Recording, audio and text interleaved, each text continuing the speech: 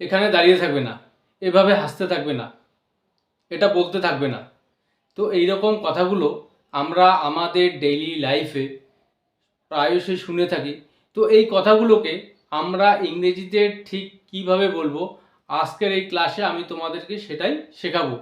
তো মূল ক্লাসে যাওয়ার আগে তোমরা যারা আজকে আমার এই ক্লাসে নতুন তাদেরকে বলবো অবশ্যই চ্যানেলটাকে সাবস্ক্রাইব করবে এবং পুরো ভিডিওটা দেখার পর যদি ক্লাসটি ভালো লেগে থাকে তাহলে অবশ্যই লাইক কমেন্ট ও শেয়ার করবে।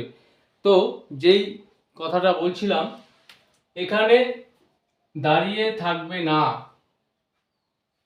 অর্থাৎ কেউ কারোর দোকানের সামনে গিয়েছে, জিনিসপত্র সে কেনাকাটা করবার পর সেখানে দাঁড়িয়েছিল, তো সেই দোকানদার বলছে এখানে দাঁড়িয়ে থাকবে না, যেটা লকডাউনের সময় হয়েছিল।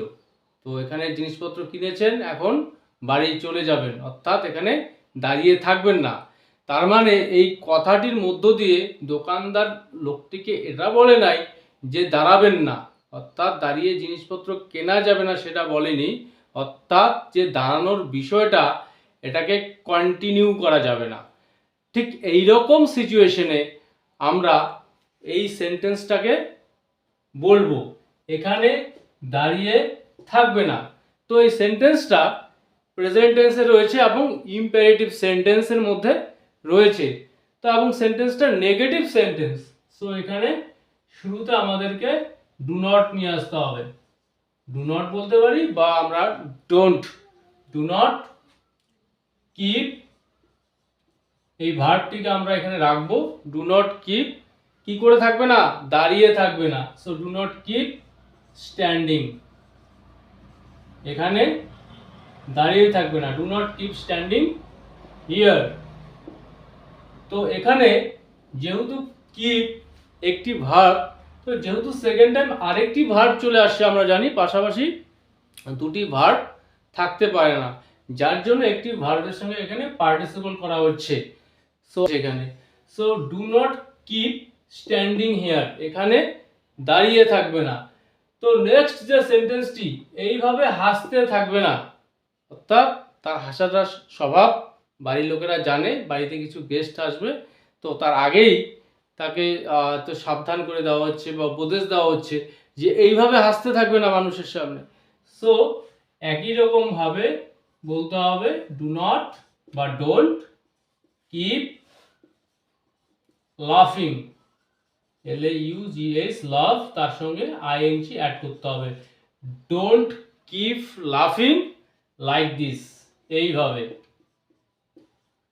এইভাবে হাসতে থাকবে না, ডোন্ট কিপ লাফিং লাইক দিস।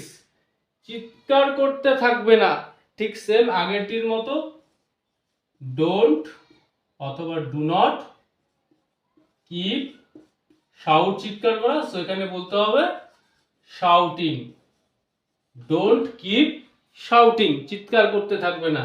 নেক্সট, বলটাকে গড়িয়ে যেতে দাও, অর্থাৎ বলটা গড়িয়ে চলছে, যেই অবস্থায় আছে তাকে সেই অবস্থা কন্টিনিউ করতে দাও, অর্থাৎ আগের যে সেন্টেন্স তিনটি রয়েছে সেখানে নেগেটিভ সেন্টেন্স ছিল, বাট এখানে সেই অবস্থাকে কন্টিনিউ করতে বলা হয়েছে। সো এক্ষেত্রে বলতে হবে কিপ, যে ভার্বটিকে সেন্টেন্সের শুরুতে আনবো, keep the ball rolling, roll গড়িয়ে যাওয়া, so keep the ball rolling, অর্থাৎ বলটাকে গড়িয়ে যেতে দাও, যেই অবস্থায় আছে সেই অবস্থাতেই থাকতে দাও, এটাকে ধরে রাখো, অর্থাৎ তোমার যে বর্তমান পারফরমেন্স যেভাবে চলছে সেইভাবেই চালিয়ে যেতে থাকো। যেরকমটা ক্রিকেট ম্যাচে আমরা দেখে থাকি, যদি কোনো বলার ভালো বল করে থাকে তো বাকি যে টিমের প্লেয়ার্স তাকে ইন্সপায়ার করার জন্য বলে থাকে, চিয়ার আপ করবার জন্য, কিপ ইট আপ, অর্থাৎ এটাকে ধরে রাখো, যেটা চলছে যেভাবে তুমি করছো এটাকে বজায় রাখো। সো এক্ষেত্রে বলতে হবে কিপ ইট আপ। তো আশা করি এই জাতীয় সেন্টেন্সগুলো এবার তোমরা ইজিলি লিখতে পারবে এবং বলতে পারবে।